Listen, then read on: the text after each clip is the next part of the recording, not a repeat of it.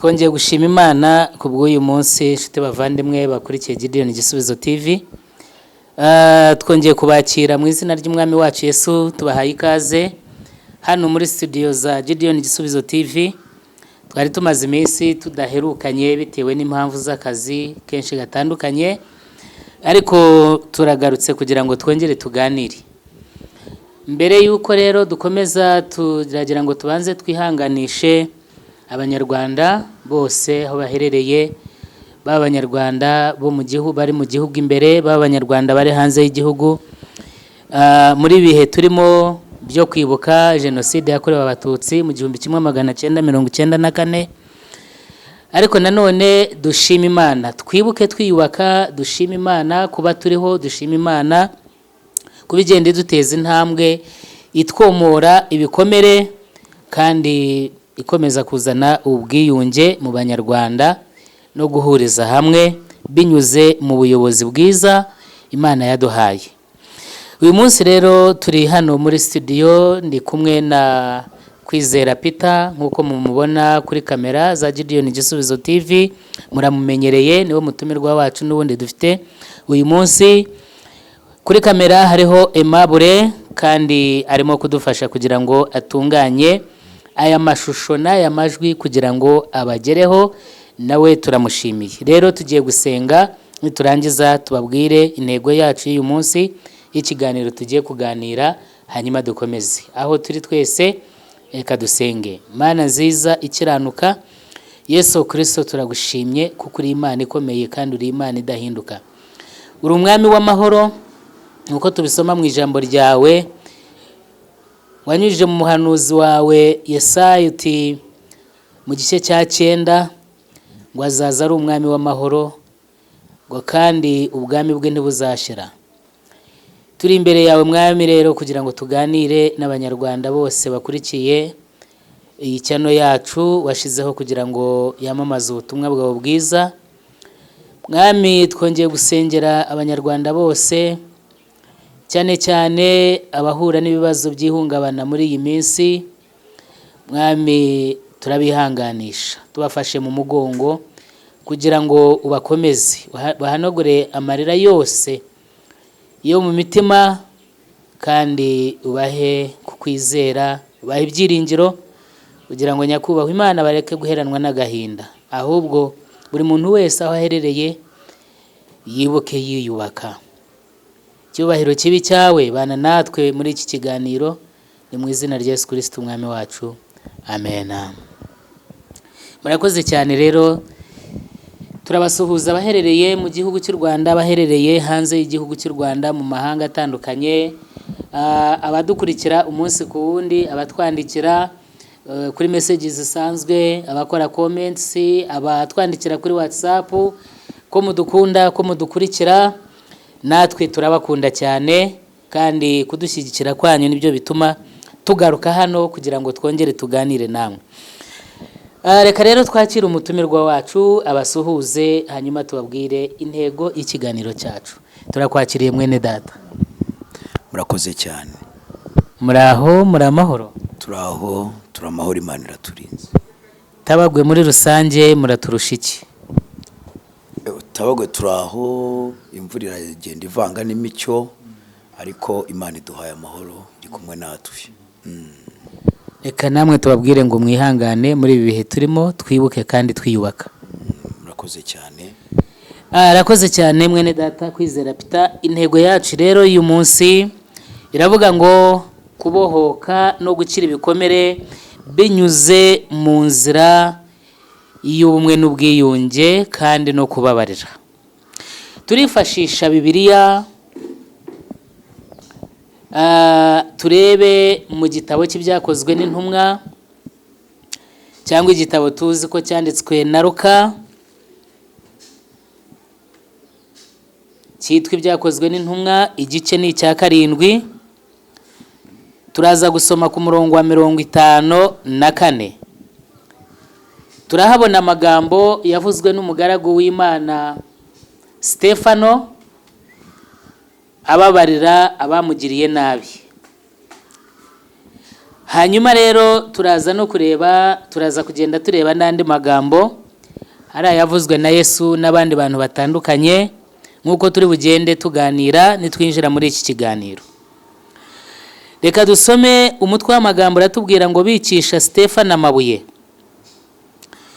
ngo babyumve batyo bazaberanwa n'uburakari bamuhekenyera amenyo, ariko Stefano yuzuye umwuka wera arararama atumbira mu ijuru, abona ubwiza bw'Imana na Yesu ahagaze iburyo bw'Imana.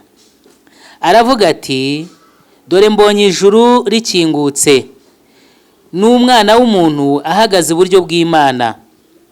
Barasakuza cyane biziba amatwi, bamugwirira icyarimwe, baramukurubana, bamuvana mu murwa, bamwicisha amabuye. Abagabo bamushinjije bashyira imyenda yabo ku birenge by'umusore witwaga Sawuli. Bakimutera amabuye arambaza aravuga ati, Mwami Yesu, akira umwuka wanjye. Arapfukama avuga ijwi rirenga ati, Mwami, ntubabareho iki cyaha. Amaze kuvuga atyo arasinzira, nuko Sawuli nawe ashima ko yicwa. Mwakire neza ijambo ry'Imana.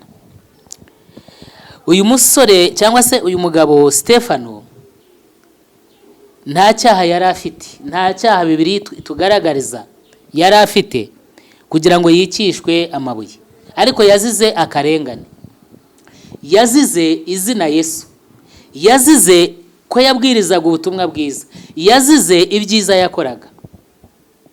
Baramufata kuko ntabwo bari bishimiye ibyiza bye yakoraga, ngo barabanza bamujyana mu nkiko, ndetse bashaka n'abagabo b'ibinyoma bo kumurega ibinyoma. Barangije icyakurikiyeho avuga ijambo ati, ndabona ijuru rikingutse. Haleluya, ndabona ijuru rikingutse. Reka mbabwire bene data, hari ubwo ugera ahantu ukagera ahantu ukibaza kuri wenyine, ariko nutumbira Imana ukibuka kuri kumwe n'Imana, ijuru rizagukingukira kandi umucyo uzakumurikira.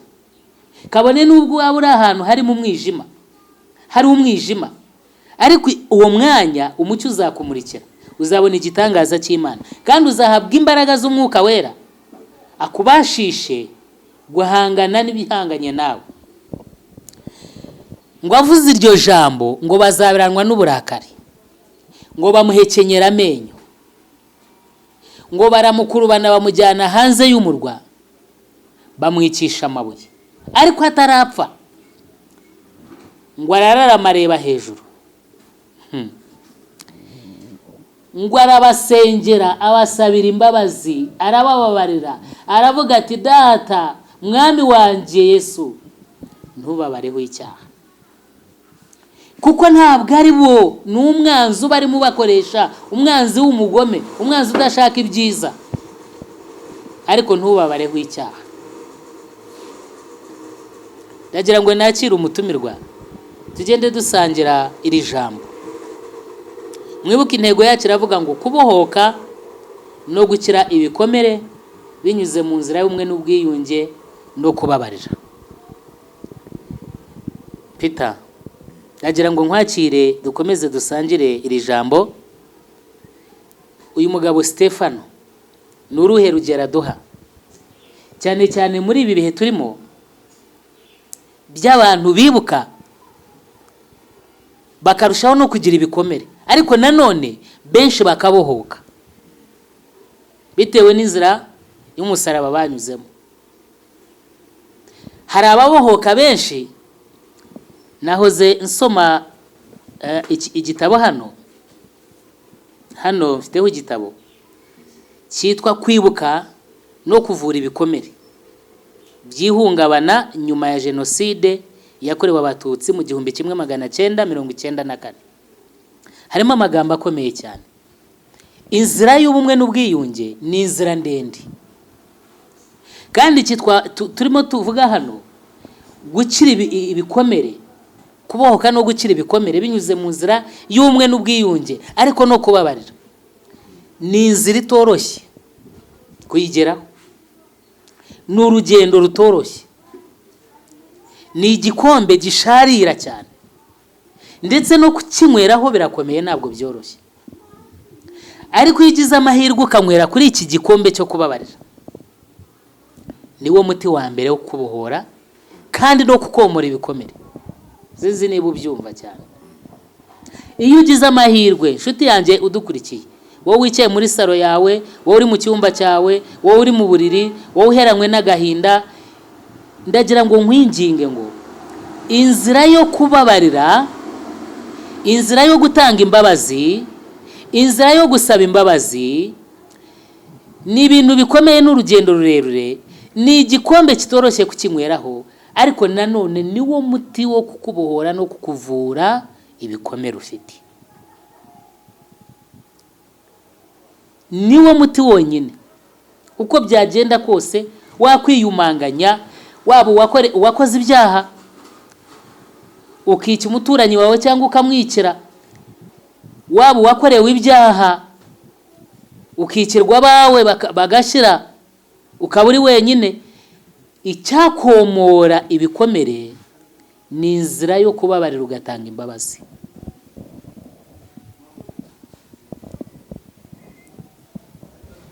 Uru rugendo bita ko rukomeye, ariko n'iki twakora nk'abanyarwanda kugira ngo tugere kuri iyi nzira, kugira ngo tugere kuri iyi nzira y'ubumwe n'ubwiyunge yuzuye.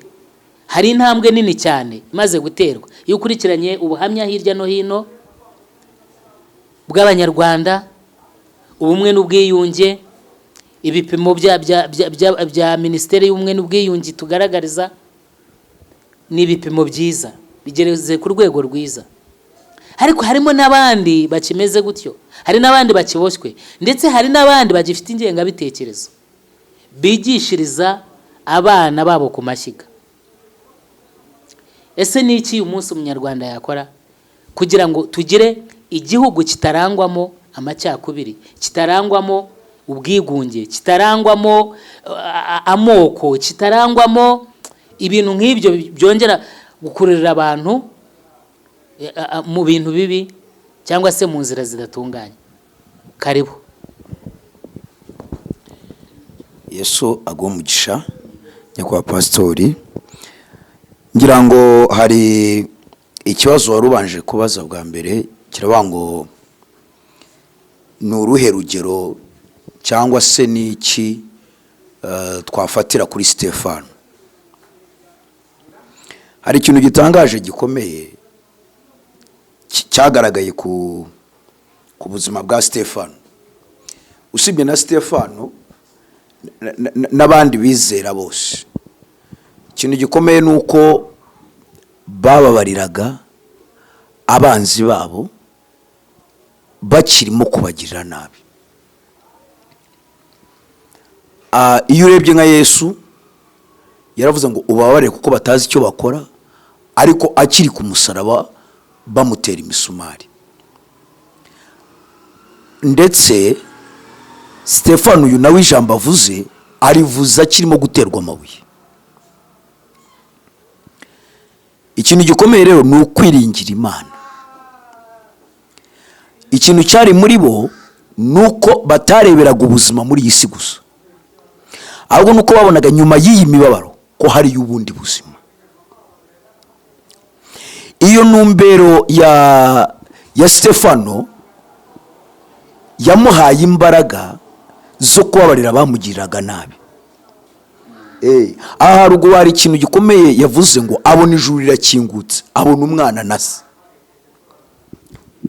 Ibyo byiringiro byabo yaroraga batarabo muri ubu buzima byamuhaye imbaraga zo kubabarira abamurenganyaga none. Rero ikintu mbona gishobora gufasha abanyarwanda kikarushaho kuduha imbaraga nuko twatumbira umwami Imana tukishyira mu maboko y'Uwiteka, tukamenya ngo nyuma y'ubu buzima hariyo ubundi buzima, kandi noneho tukibuka ariko tuniyubaka, ariko tukubakira ku Mana, tukubakira mu ihishurirwa ryo kumenya ngo hari Imana yaturemye. Ibi ntabwo birangiriye aha, birabaye, turababara, turi mu mihati, turi mu miruho, ariko saha birangiriye. Iyaturemye hari bindi byiringiro duhereza nyuma y'ubu buzima. Rero ubwo inaha byose bizarangira, dukwiye kugira ibyo byishimo byo gutumbira umwami Imana, kugira ngo ibi byose nibirangira tuzongere tubeho mu mahoro. Bene ibyo byiringiro rero ubifite arababarira, kuko azi neza yuko ibintu bitarangiriye aha, ariko uhora agakomeza kugira n'ibindi azirikana ahambira, azi ko ibintu birangiriye aha. Ariko urugero rwiza ashobora gukura kuri Stefano nuko yagize ihishurirwa akamenya yuko nyuma y'ubu buzima hari ubundi buzima.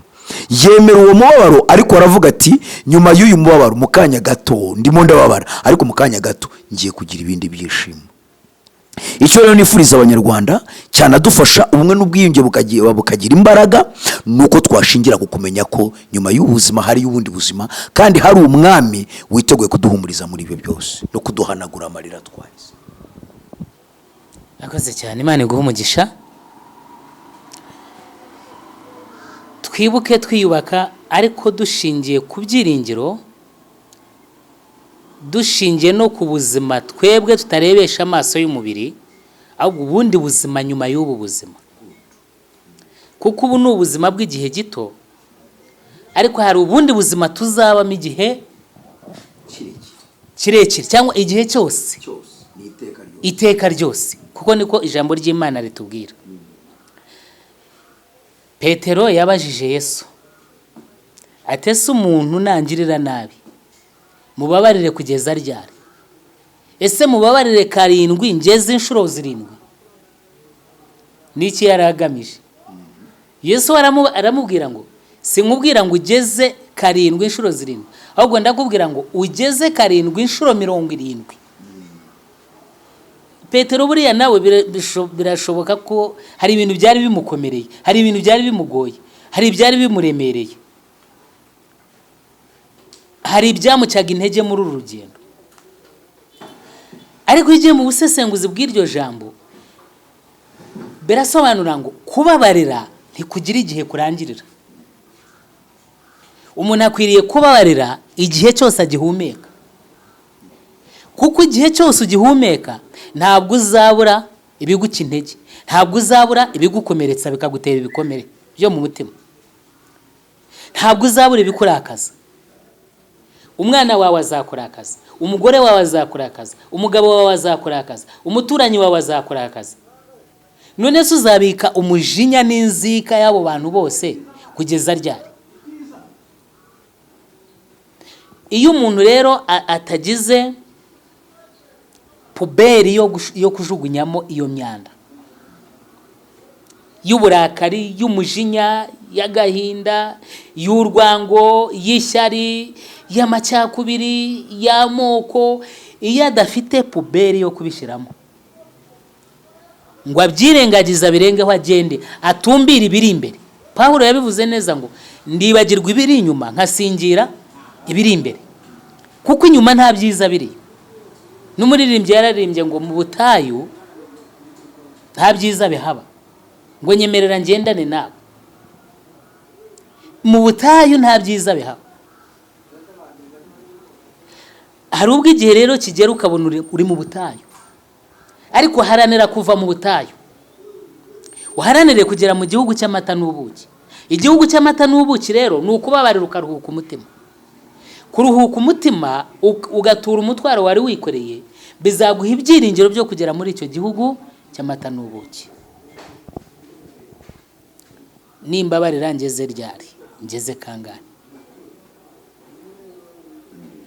Yesu arongera aravuga ngo umuntu nagukubita urushyi rw'umusaya umuhindurire n'uwa kabiri. maze ntabwo yavugaga gukubita uku kwinshi cyangwa se kurwana ko abantu barwana. Yabisobanuyeho neza iyo ukomeje gusoma ibyanditswe byera. Aravuga ngo umuturanyi wawe nasonza, umwanzi wawe nasonza ugire gute? Umugaburire. Nagira inyota umuhe icyo kunywa. Nubona yambaye ubusa umwambike. Ni naryo jambo Yohana yavuze abatiza. Aravuga tufite amakanzu abiri ahe utayifite. Ufite ibyo kurya agabane n'utagize gute? N'utabifite. Ariko yitabohotse umutima ngo na wa wundi wakugiriye nabi umubabarire, ntabwo ushobora kugera kuri ibyo. Reka rero dukomeze tuganira. Niki gikwiriye gukorwa? Wari wabivuzeho, twinjiremo neza. Niki dukwiriye gukora noneho? Kubabarira kurahari, ubumwe n'ubwiyunge burahari burakora, ibiganiro hirya no hino usibye no mu gihugu cyacu no hanze y'igihugu, aho abanyarwanda baherereye hose bagira umwanya wo guhura no kuganira amateka y'igihugu cyacu. Ariko birahagije. Ese hari ikindi cyakongerwaho ku birimo bikorwa? Komereza. No kuvuga ngo inzira yose ishoboka nyuma ya jenoside ishobora gukiza ibikomere igakuraho ijisho nakwita ry'igitsure, usibye yuko no kuvuga ngo ni igitsure abanyarwanda bari bafite cyangwa se ijisho ritari rimeranye neza, ariko wiciwe ari nuko wishe, ahubwo n'Imana, ijambo ry'Imana rivuga ngo inkozi z'ibibi izireba igitsure. Kugira ngo rero haveho iki gitsure cy'Imana yarebye igihugu cy'u Rwanda mu gihe kiriya cya jenoside yakorewe abatutsi, uyu munsi kugira ngo nibura u Rwanda Imana yongere irebana amaso y'imbabazi, nuko abanyarwanda inzira yose ishoboka nk'uko n'ubundi Imana yabidushoboje irimo irakorwa, ariko ntituzibagirwe. Ni nayo mpamvu hariho gushimangira kwibuka. Iki kintu rero kirimo kirakorwa, ariko buri munyarwanda kigira iki. N'Abisirayeli Imana yarababwiye ngo nimumara kugera mu gihugu mukarya mugahaga muramenye nimuzibagirwe.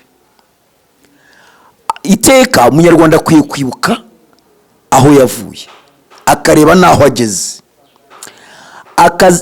akajya bizirikana kugira ngo atazasubira mu icuraburindi yahozemo. Rero si ikintu cyo gucikaho intege, uko bikorwa ahubwo nibirusheho rwose, biri mu murongo mwiza, ni umurongo wo kwibuka no kuvuga ngo nibizongere.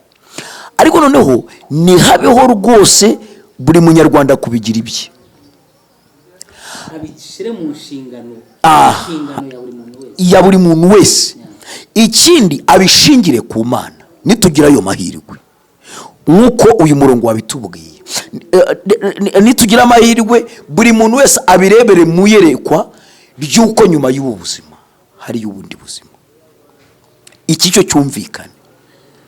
Uretse gato muri nyuma ya genocide, abantu benshi bizeraga Imana basa naho batandukanye nayo nyuma ya genocide, kubera ibikomere bari bafite kandi babitewe na bene wabo n'abayobozi babo b'amadini babayoboraga. Urabyumva neza? wa muntu uhagarara hariya kuri aritari akabwira abantu ngo amahoro y'Imana abe muri mwe, igihe cyarageze ahinduka inyamaswa, ahubwo wa wundi yaheshaga amahoro aba ari umubuza amahoro, arayamubuza. Kandi cya gihe yaravuga ngo amahoro y'Imana bane namwe, igihe kiragera arahindukira, ya yandi yavugaga ko ari amahoro ahinduka ikibazo. Abarokotse basigaye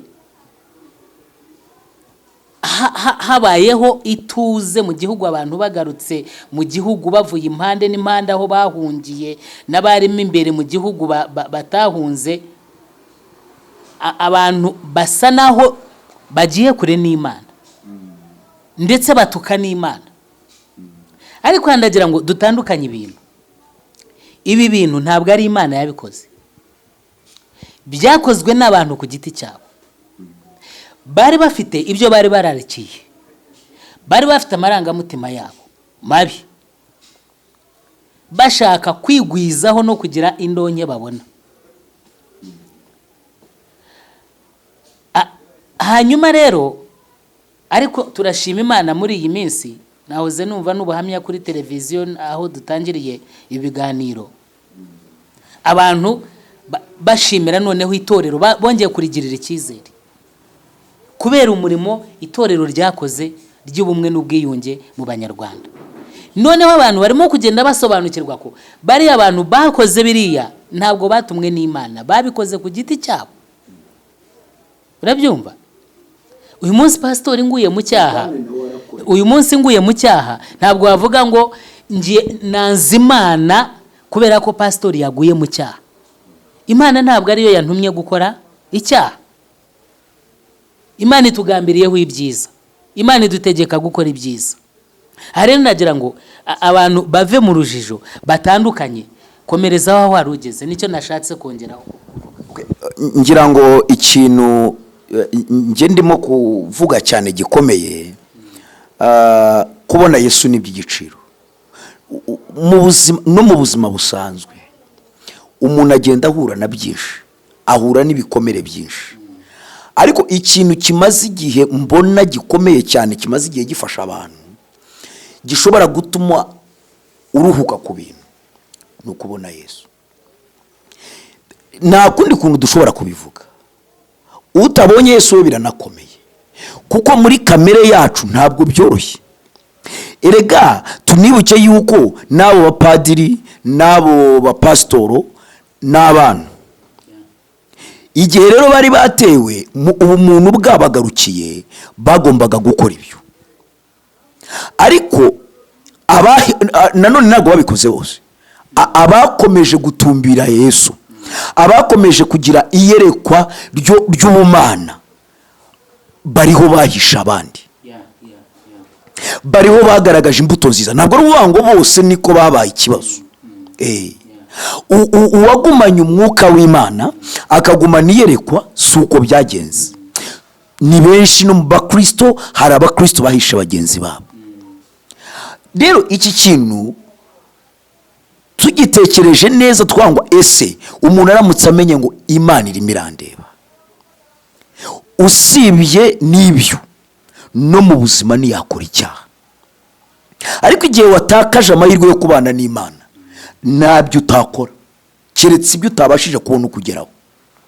Amabara yose Satani yayagukoresha, ariko niba hari ikintu gikomeye gishobora kurengera Abanyarwanda, kikaturengera, nuko umuntu ahishurirwa yuko nyuma y'ubuzima hari ubundi buzima, kandi umuntu akamenya ngo hari Imana ishobora byose yaturemye, izi ibyo byose kandi bireba. Kandi buri muntu wese azamurika ibyo yakoze imbere y'Imana cyane, ibyo abantu babisobanukirwa, bakimenye rwose. Inzira yose waciyemo, aho wanyuze hose, ibyo wakoze byose, igihe kizagera cyo kubimurika imbere ya shobuja rwose. Icyo abantu sinzi niba bakizi, bakimenye, bamenye yuko nyuma ubu turabikora, ariko hari utureba. Uko Bibiliya iratubwira ngo Yesu niwe wavuze iryo jambo, ngo ibyo mwavugiye mu rwihisho bizashyirwa ahagaragara rwose, n'ibyo mwakoreye mu mwijima rwose. igihe kizagera bijya hariya. bakora ikoranabuhanga bakagira ibintu bakurikirana kandi koko bakanabigeraho. Umuntu akaba yakurikirana ibintu yibereye ahandi kure y'undi, ari mu Rwanda agakurikirana ibiri muri Amerika. Aha. Uyu munsi Imana yabahaye ubwo bwenge bwo gukora iryo koranabuhanga. Ifite ubwenge bungana iki? Aha. Ikoranabuhanga ry'Imana ryo mutekereza ko ringana rite? Ikirimo gukorwa cyose muri iki gihe, ibyinshi ku ikoranabuhanga urasanga abantu babiringanije babimenye. Mu nzego z'ubutasi ibintu birimo birakurikirana, mu nzego z'ibindi byose ibintu birimo birakurikirana. Imana niyo itarimo gukurikirana ibirimo gukorwa ku isi, kandi ariyo duhaye ubwo bwenge. Mu gihe tutaremeza yuko hariho ahantu hashobora kuba hari uruganda rukora abantu, uyu munsi nta muganga n'abize sayansi wari waboneka ngo atubwire ubuhanga bugaragara yuko ukuntu umudamu atwita akabyara umuntu w'amagufwa akagenda. Kuki tutemera yuko hari ikindi kiri amazi akavamo umuntu ufite amagufwa uhumeka akagenda, amazi agakura akabigihangaje? Kuki abantu batarenza amaso ngo bavuga ngo ariko ubu buhanga bungana butya nyiri kubikora nta kintu arimo akurikirana? Tubanza noneho dushyire mu kuri. Aha Yohana we bambeno Stefano Sore yavuze ijambo rikomeye cyane. Erega na Yohana mu kigo cy'Ipatimo nawe yakomeje kwirengagiza ibyo. Abantu b'Imana benshi bagiye birengagiza ibyo, barababazwa ariko birengagiza iyo mibabaro kubera hari izindi mbaraga bari bafite. Uwo dutumbira Kristo tubona adutera kwirengagiza imibabaro yaha, kuko aho tujya hazatuhanagura amarira yose, hazadukuraho iyi mitwaro yose. Abantu nibumva iki kintu, hari ubundi buhanga ngenya mbona muri ibi bintu. Umuntu si uyu, usibye no kuba nishwe na mugenzi wanjye, n'indwara yazikanyica. Noneho umuntu wari uri muri njye agatandukana n'uyu wagaragaraga. Umuntu w'umwuka iyo atandukanye n'umuntu w'umubiri, umuyane maga umuntu si uyu tureba. Reka uyu ni umwambaro, uyu ni umwambaro.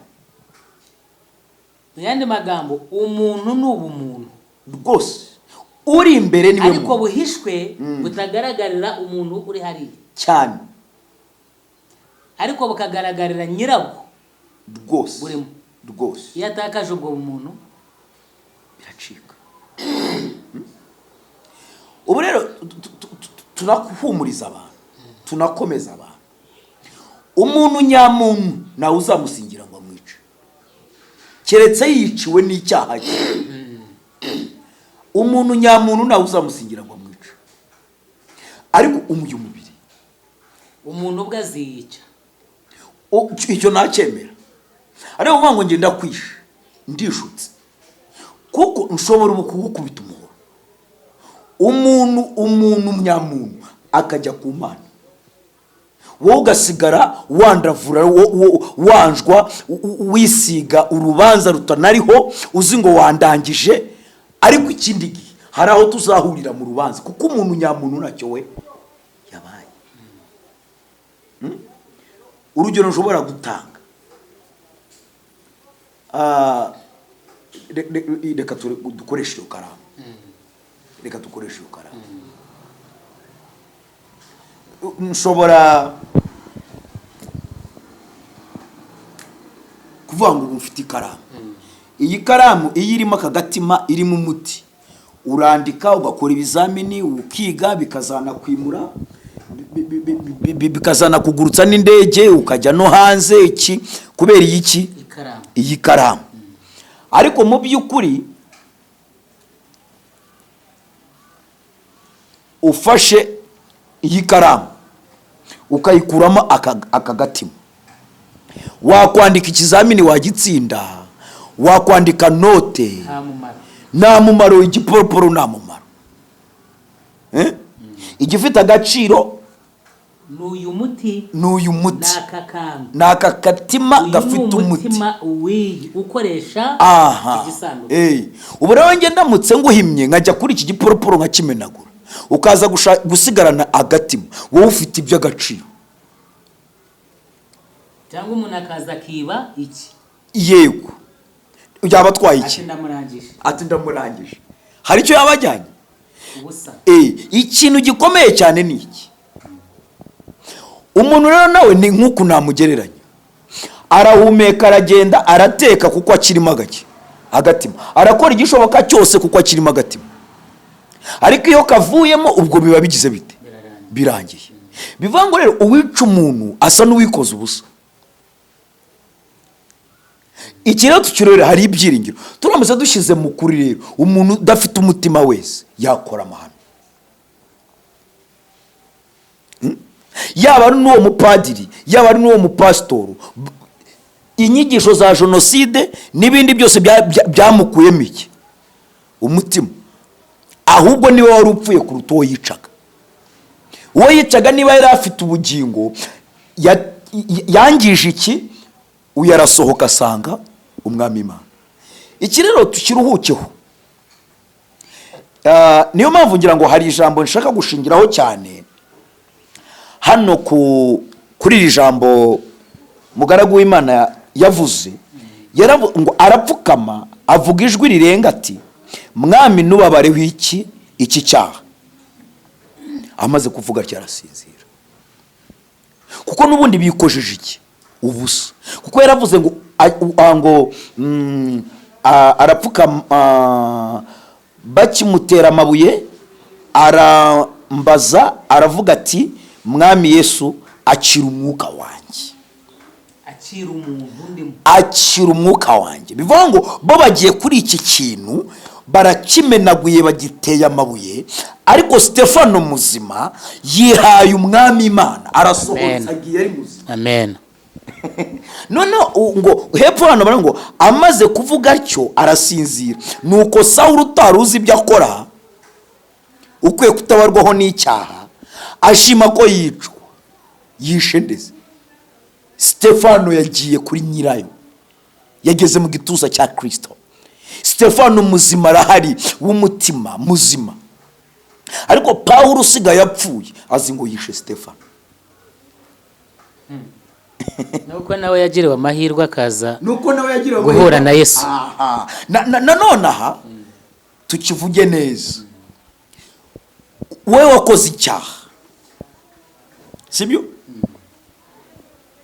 ukica uwo wicaga umwuka waka ukajya ku Mana nawe haracyari ibyiringiro yuko uyu munsi uramutse wihannye ugahagarika izo nzira ukihanira umwami Imana umutima wawe ukongera ukaba muzima Pawulo bambe Sawuli uyu niwe waje guhinduka Pawulo niwe wahamagawe avuga ubutumwa bwiza ariko agahinduka atera n'intambwe yo gusaba imbabazi abo yahemukiye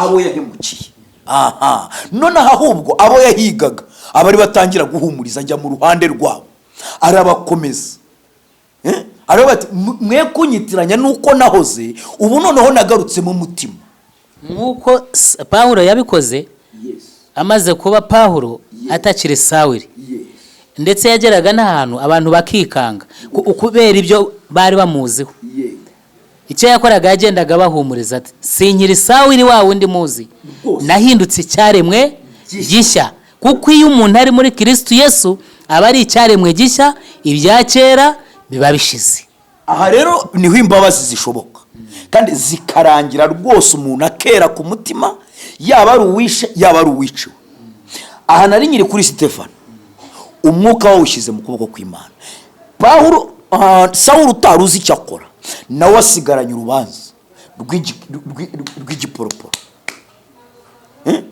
ariko nk'uko wari ubivuze twigiye imbere nawe akangutse avuye muri bwa bujiji ngira ngo ahamagarwa atunguwe na Yesu amubwira ngo Sawuli Sawuli Yesu aramubaza ati urinde Sawuli abaza Yesu urinde ndenganya ati ninjye Yesu w'i Nazareti aturatera imigeri ku muhunda urakikoza ubusa wica ubwoko bwanjye naho nawe yamutsindiye Sawuli abonye yuko ibi bintu nta kizabivamo ava warahinduka yakira ubwo bugingo bushya ariko n'uyu munsi biragaragara n'uyu munsi biragaragara kuko n'ibitangaza birakoreka cyane. iyo ubona abantu bashubijwe mu buzima busanzwe, abantu bagize uwo mutima wo gutera intambwe yo gusaba imbabazi, barabohotse, rikorwa mu magereza. Noneho abantu bakagenda babona ko hari izindi mbaraga, noneho n'ubumwe n'ubwiyunge no kudahora. No kudahora kw'aba bandi biciwe, batihorera, bagafata intambwe ikomeye yo kwirengagiza ibyo bakorewe. Erega bakibagirwa ibiri inyuma kugira ngo basingire ibiri imbere, kuko babonaga ibyo bari barubakiyeho ntaho byashoboraga kugeza igihugu. Erega ikintu cy'abanyarwanda bajye bakitondera. Uyu murongo wa FPR ujya gusanga ugasanga ni nk'umugambi w'inyenyeri Imana yari haye abanyarwanda. Abadukurikiye ntabwo dutandukiriye mu ihangane, ntabwo tugiye muri politiki, ahubwo turi ku ijambo ry'Imana. Turimo turahuza ibintu. Ni nk'uko habonetse inyenyeri igihe Abisirayeli bari muri Egiputa. Burya Mose yabaye inyenyeri. Burya Mose yabaye inyenyeri yo kugira ngo bave mu buretwa, bave mu mubabaro, bave mu kaga bari barimo. Igihugu rero nacyo cyabonye inyenyeri y'ubuyobozi bwiza. Noneho Imana igira uko itabara, itera amapfa ni nayo itera aho bahahira, niko abanyarwanda bavuga.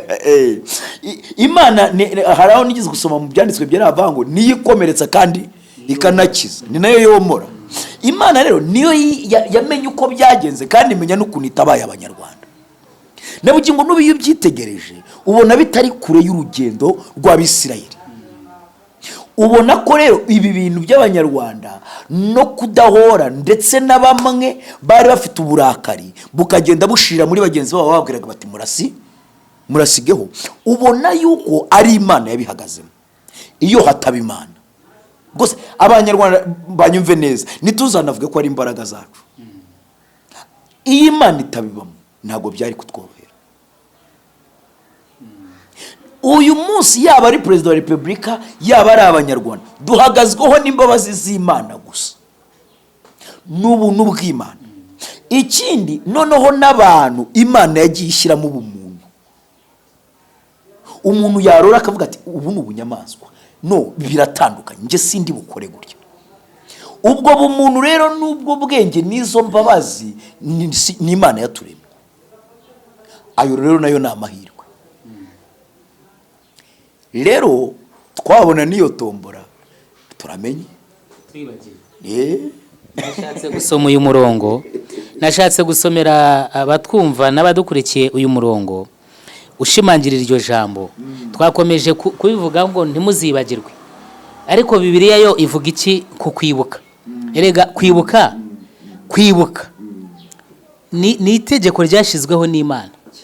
Ibi nkunze kubibwira abantu kenshi iyo duhuriye mu biganiro, iyo tugize amahirwe yo kubagezaho ijambo ry'Imana n'ibiganiro bitandukanye.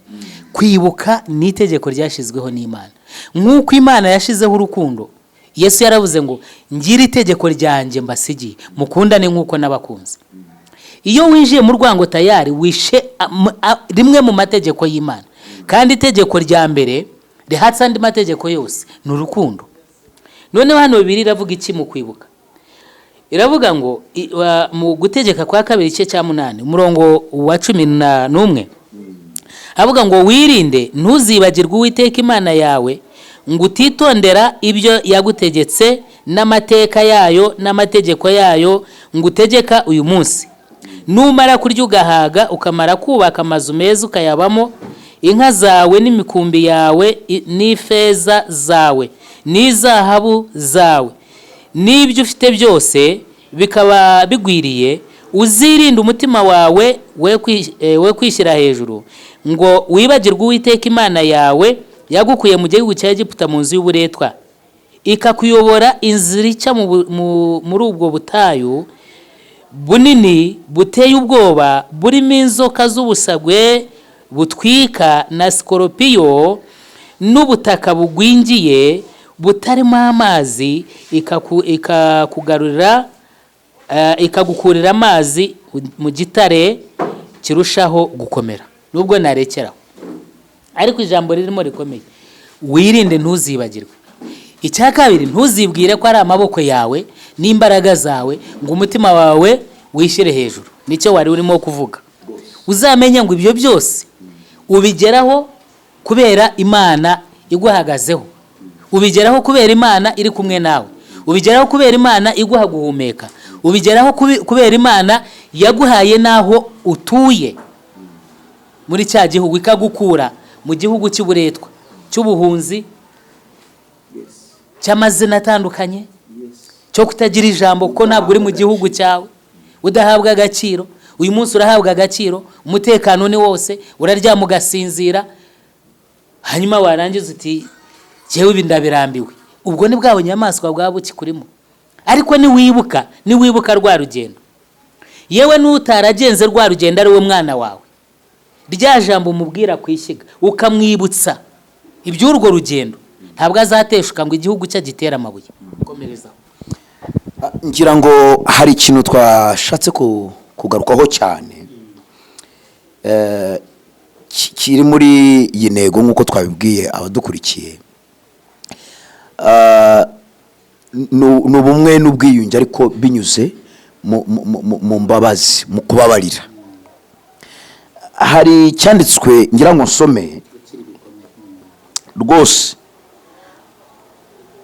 njye ndaza gushingira kuri iki kintu, kuko kubakira ku Mana cyangwa se kuri Kristo nasanze ari ishingiro rya byinshi. Imigani 16 igice cya 16 umurongo wa 6. Aha, yego. Aravuga ngo imbabazi n'ukuri nibyo bitwikira gukiranirwa, kandi kubaha Uwiteka niko gutuma abantu bareka ibibi. Komeze. Oya, n'uwo murongo ngira ngo dusome. Ariko ushatse n'uwa 7 wawongera. Nacyo. Iyi migenzereze y'umuntu inezeza Uwiteka, atuma n'abanzi be buzura nawe. Good. Yeah. Tungana. Tanga imbabazi. Urumva icyo birivuze? Tanga imbabazi. Kandi uzitange mu kuri ubikuye ku mutima. Avuga ngo kubera ko leta yadutegetse ibi, kubera ko leta itubwira ibi buri munsi, ndamubabariye, ariko mu mutima rurasebana. Tanga imbabazi mu kuri. Numara gutanga imbabazi mu kuri, Imana izakubohora. Nikubohora izakunga n'abanzi bawe, bazaba inshuti zawe, nibo bazakurengera mu bihe bigoye. Kandi icyo kintu kiraba cyane mu mbabazi, kintu kiraba. Yeah. Kuko nibyo bitwikira gukiranirwa rwose. Imbabazi zitwikira gukiranirwa. Reka mbabwire inshuti zanjye, kabone nubwo wahura n'ikibazo ukagira ikibazo, twahoze tuvuga ibyo, ariko twakomojeho no ku buzima busanzwe mu muryango. Hari ubwo ugira gutyo ugasanga umugore cyangwa umugabo avuga ati uyu mugore nta keza njya mubonamo, imyaka 20 tumaranye nta keza njya mubonamo, ibintu byose yagukoreye mu myaka 20 nta cyiza yigeze akora. Niba habaye n'ikibazo, ese wakwicaye ukibuka ibihe byiza mwagiranye bigasiba ibihe bibi byako kanya umubonyeho, cyangwa inenge umubonyeho, cyangwa ikosa umubonyeho? Kuko imbabazi zitwikira byose, urukundo rubabarira byose. Rubabarira byose, rwihanganira byose, rwizera byose. Ntirugira ishyari, ntirwirarira, ntirushaka ibyarwo, ntirukora ibiteye isoni. U Rwanda rwahoze ari urw'inyabutatu. Nacyo tugitekerezeho. Niba wenda tuvuga ngo ibuka uko wahoranye n'umuntu mu mahoro, ese abanyarwanda batarahura n'abagashaka buhake ngo hajyemo urugamba rumeze rutyo, abantu batangire basibane mu mitima, kugeza aho bitugejeje kuri jenoside. Uratekereza ko abanyarwanda batari bamwe bari bafitanye amahoro? umva n'ikindi turusha andi mahanga, u Rwanda rurusha andi mahanga. Tuvuga ururimi rumwe. Yego. Rumwe. Yego. Nugera ku Gisenyi, nugera mu Ruhengeri, duhuriye ku gihugu. Duhuriye ku gihugu kimwe, duhuriye ku rurimi rumwe, murabyumva? Ariko jya mu bindi bihugu uzasangamo indimi ijana, indimi mirongo, ariko twebwe abahujwe n'umucyo umwe, duhujwe n'ururimi rumwe, duhujwe n'igihugu kimwe, ugasanga ndagira ngo usubiremo iyi mirongo tugaruke kuri iri jambo imbabazi. Imbabazi n'ukuri nibyo bitwikira gukiranirwa. Yego. Kandi kubaha Uwiteka niko gutuma abantu bareka ibibi. Yego. Iyo imigenzereze y'umuntu inezeza Uwiteka, atuma n'abanzi be buzura nawe. Yes.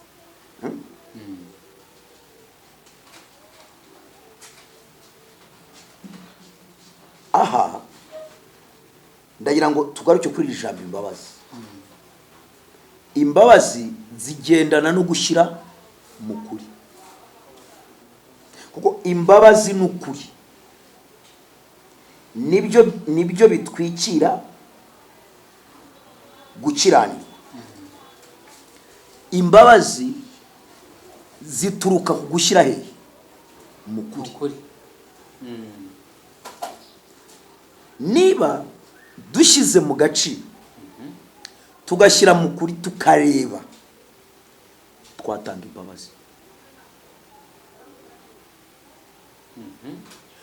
Buriya ushobora kubona umuntu agukoreye ibintu ariko wamwitegereza ukabona nawe si we. Washyira mu kuri, washyira mu gaciro, ukavuga utayi we yewe ni ukuri kwima, reka nduhuke. Ukava ku bintu, ariko nitudashyira mu kuri ngo tubanze dusesengure, turebe, twitegereze, kubabarira bizatugora.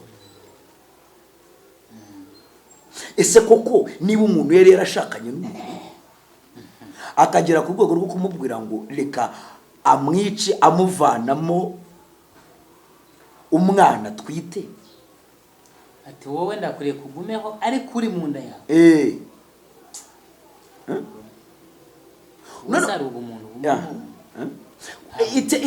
Itegereze. None se ubwo uwo muntu wowe uramutse wicaye neza ugatekereza, wamuruhukaho?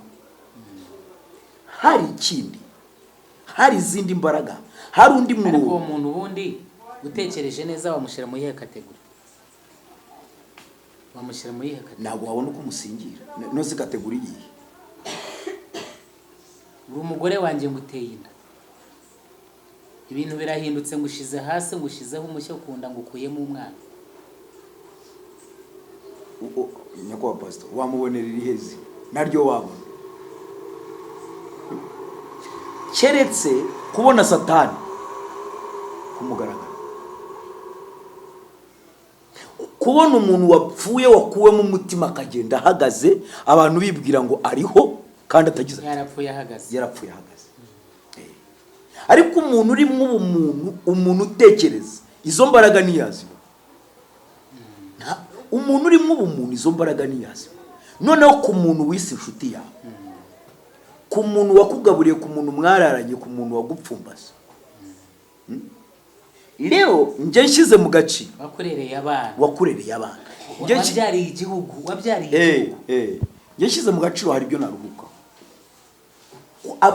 Iki gihe abantu ntabwo bari bo nabo, hari ibyo naruhukaho nkatanga imbabazi kugira ngo nduhuke cyane. Iyi mbabazi n'ukuri nibyo bitwikira gukiranirwa. Imbabazi zidafite gushyira mu kuri zishobora kukuboha igihe cyose, ukajya ubabarira bikongera, ukababarira bikongera. Ariko uramutse ushyize mu gaciro ukavuga ngo umuntu twagendanye, umuntu twabanye, umuntu twarebanye, habaye iki? Wavuga uti hakwiriye iki? Imbabazi. None se nk'ubu ubyaye umwana akagukosereza wenda ukagura nka televiziyo yawe yagutwaye menshi, akaza akayiteramo ibuye akayica itaranamara na kabiri, wafata ugakuraho, wamwica se? wamwica. Reka rero tubone ko abantu bangiritse mu bwonko. Amategeko akora ibyo agomba gukora, abantu bajye mu nkiko, ufite umutima winangiye akatirwe. Hari impamvu za gereza, hari impamvu z'imirongo y'amategeko, ni ukugira ngo abashizemo ubumuntu bataza nanone kurangiza abafite ubumuntu. Ariko umuntu agenda agororwe, yigishwe, akosorwe, hagira indi nzira ibaho, nagarukamwo ubumuntu asubire muri sosiyete. Icyo cyumvikane. Ariko mu by'ukuri abantu reka twihe Imana tunashyire mu gaciro. Iki kugira ngo none se ubu iyo abahemukiwe bahora, yari amaraso akurwa n'andi maraso, n'ubu biba bitarashira. Ariko Imana ishimwe ko mu isi habaho abatihangana hakabaho n'abagira bati n'abihangana. Rero izi mbabazi zirakwiriye, kandi kugira ngo igihugu cyubakike kirusho zikwiye kwimakazwa, zigashyirwamo imbaraga, hakabaho gushyira mu kuri. Imbabazi zishingire mu gaciro, abantu bagashyira mu kuri. Ikindi gikomeye cyane, kubaha Uwiteka, kubaha Imana, bituma abantu bareka ibibi. Noneho umuntu nanabikorere ku kuvuga ngo wenda ndimo ndabikora kubera leta, ndimo umuntu niyubaha Imana yari mu ijuru n'isi, kubera ubumuntu bukurimo, kubera ubumuntu bukurimo, ubaha Imana. Unavuga ngo ariko uyu wundi bwo niyiyahura mu rubanza, ubu yaremye uyu muntu umunsi yamushinganye nawe urubanza, biroroshye. Wareba ukabona ko umuntu yataka yatatekereza. Akwiriye imbabazi, kandi noneho akwiriye no gusengerwa agahindukira, kuko niba akiza umuntu wa none ntabwo azakira Imana yaremye wa muntu. Ni nayo mpamvu n'uwishe nawe akwiye guhindukira agashyira mu gaciro, agasaba iki? Imbabazi, akanihana, akagaruka mu bumuntu, akubaha Imana. Aba bantu nabitse aha nyirabo umunsi yahagurutse nzabigirana. Akwiye rero kwivana mu rubanza bikitwa none, agifite uburyo bwo kwivana mu rubanza, maze iyo ntambara igashira. Satani yazamushira ngo wishe abantu, Imana ikavuga ngo yarihana. Waramukoresha ariko nyuma arihana, yarahindukiye yabaye umuntu muzima. Kubona Yesu rero niho imbaraga zigize zite, niho ziri. Ariko noneho abantu nibubaha Imana nibibi bizashira, bazatinya Imana. Iyo imigenzereze y'umuntu inezeza Uwiteka, atuma abanzi be buzura nawe. Ubu rero nta bwanzi buzongera kuboneka mu Banyarwanda. Niyo mpamvu njye nahereye kare mvuga ngo icyama igihugu cyacu kikongeraho gutanga imbabazi ariko ziturutse kwiyerekwa, bagize nk'uko Stefano yahishuriwe akabona Imana n'umwana, agahishurwa Kristo ari mu gituza cyase. Abanyarwanda bagire ayo maso rwose, ayo maso yo kurenga bimwe babona by'ubu buzima, bagatumbira ubwami, bareba aho tujya buri muntu wese. Iri ni ibanga abamenye Imana bo barazitanga bikarangira rwose pe. N'ibyaha bakoze babibarirwa muri urwo rwego, kuko natwe twahoze turi abanyabyaha. Yego tutari abanyabyaha ba jenoside, ariko cyangwa se binambara n'ibindi bibazo, turi abanyabyaha. Umuntu ku giti cye akaba umuntu mubi mu rugo rwe, akaba umuntu mubi mu buzima bwe, akanihemukira, akishora mu bimuzanira akaga. Aho rero twize yuko iyo umuntu yihannye akababarirwa n'Imana, agasabira n'uwo yakoshereje imbabazi, tumaze iminsi twebwe ibyo tubirimo mu itorero, ngira ngo turabimenyeye. Iyo umuntu yihannye neza niyo mahoro y'umutima, utasinziraga agasinzira rwose. Niba hari ikintu gishobora kuzahanagura ibi, ni ukwihana guturutse mu mbabazi ariko zishyize mu kuri. Yesu ashimwe cyane. Ni nayo mpamvu ushaka gusoreza kuri aka kantu, tugakomeza iki kiganiro, ariko wenda tunagana ku musozo, kuko ndabona igihe cyacu ariko kiduhagaze. Matayo igice cya 6, Matayo igice cya 6 ku murongo wa 14, aravuga ngo kuko nimubabarira abantu ibyaha byabo, nimubabarira abantu ibyaha byabo, na so wo mu ijuru azababarira namwe. na so wo mu ijuru azababarira namwe. Ni ukuvuga ngo nitugira aka kazi keza, n'Imana nayo izahindukirira igihugu, izahindukirira abanyarwanda, noneho itangire ihanagure rwa rubanda. Ariko nimutababarira abantu, na so nawe ntazababarira ibyaha byabo. Abantu tuzirikane ko dufite inkomoko, yaba abazungu yaba abirabura.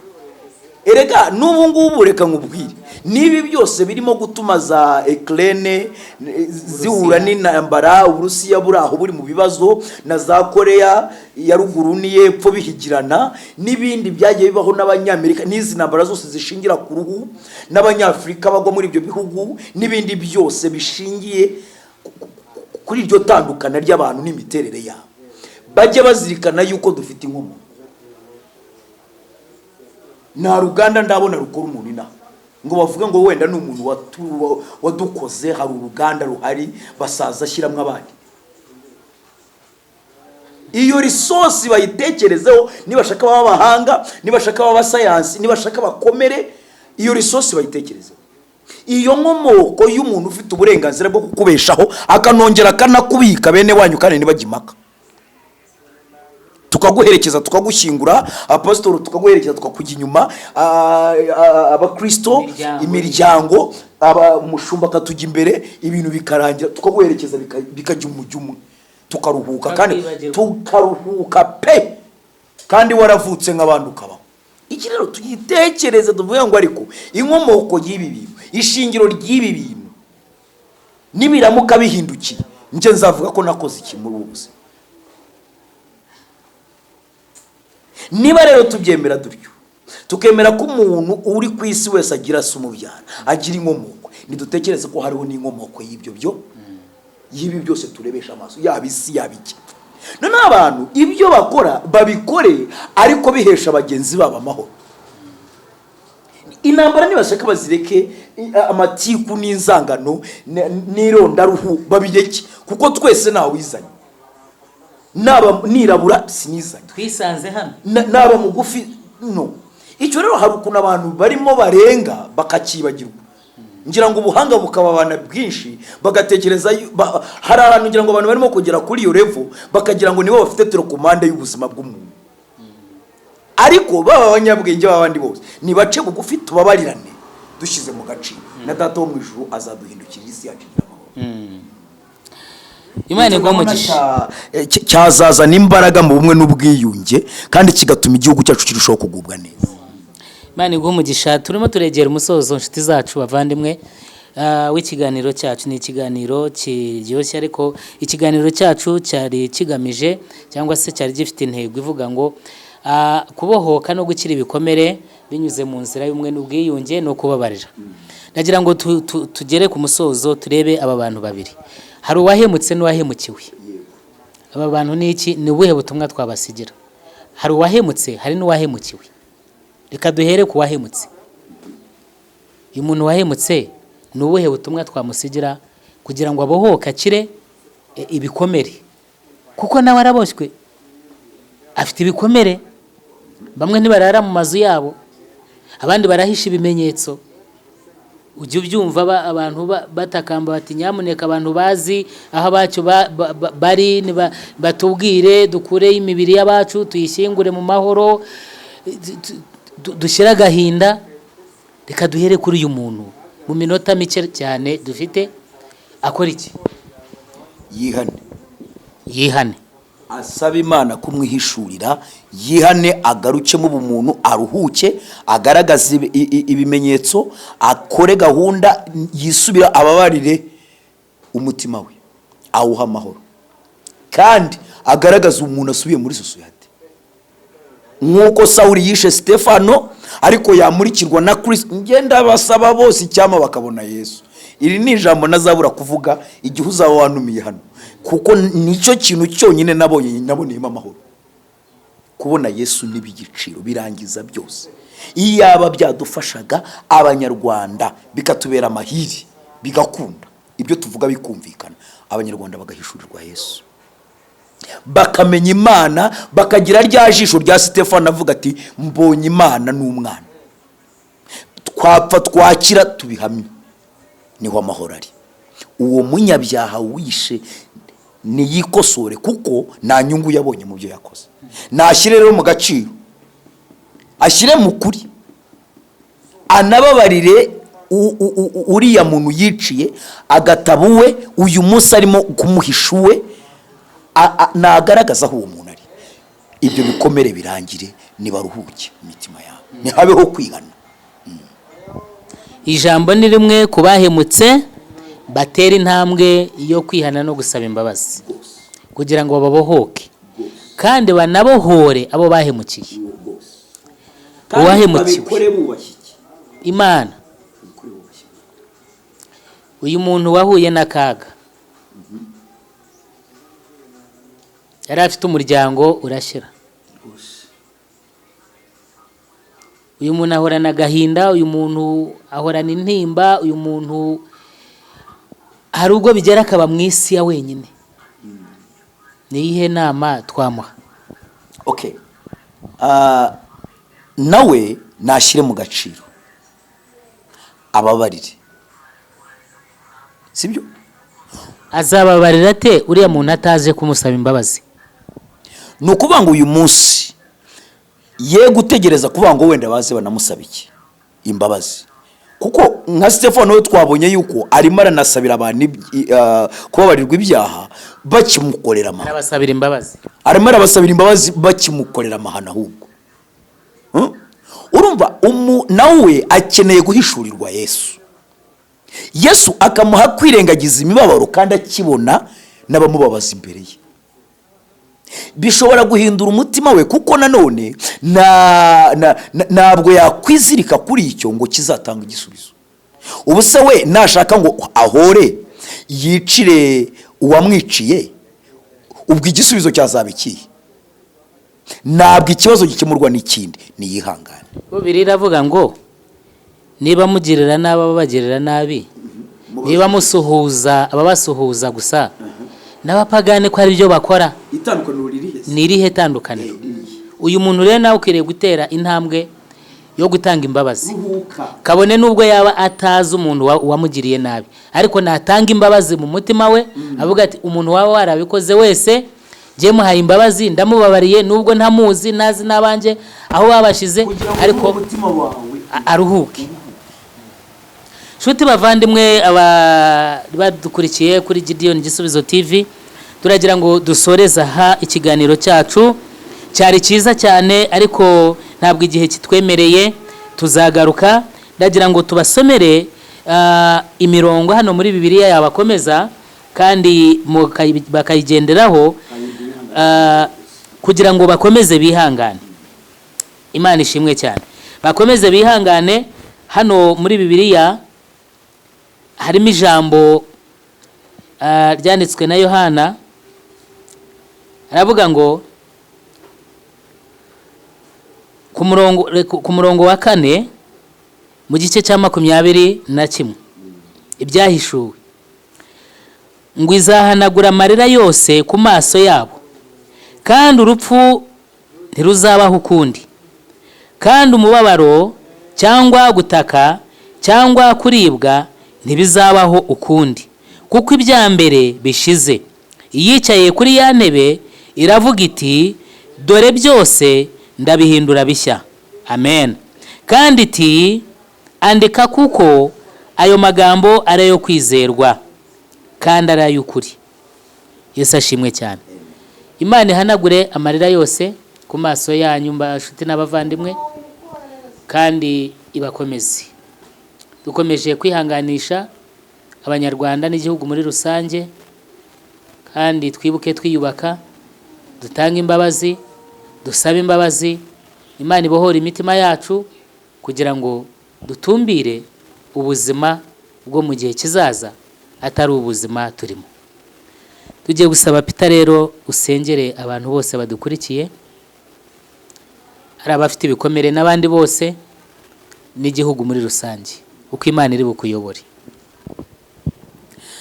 Mana nziza, tugushimiye uyu mwanya waduhaye n'ikiganiro tugize cyo gukomeza mwami Imana abanyarwanda muri rusange twese, kugira ngo tugusabe utwegere iki gihugu gifate mu mugongo, kuko niwe wadufata mu mugongo bigakunda, kandi tugusaba ngo uturinde guheranwa n'umubabaro, ahubwo duhe ibyiringiro byo kwiyubaka. Dore aho tugeze twiyubaka, byose turabikesha imbabazi zawe n'urukundo rwawe washyize mu gihugu cyacu.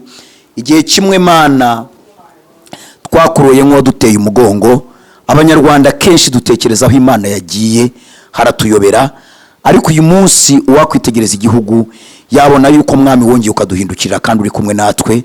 Niyo mpamvu rero mwami tugusaba ngo ntutube kure kandi ntutureke, ahubwo ugumane natwe muri iki gihe cyo kwibuka. Abanyarwanda mu mbane zose z'igihugu babona ukuboko kwawe, kandi wirukana imbaraga z'umwijima n'abasatani yashaka gukoresha ngo mwami bagire kirogoya bazana muri uku kwibuka. Mana ibyo byose ubihagarike ubikureho, ahubwo abanyarwanda muri uku kwibuka igihugu cyubakwe nawe, kandi imbaraga zo gusana imitima y'abanyarwanda zikomeze zituruke kuri wowe. Urakoze, turakwihaye kandi turagutegereje, dukomeje kukwiringira no kukwishyira mu biganza, kubwa Yesu Kristo umwami wacu, amen.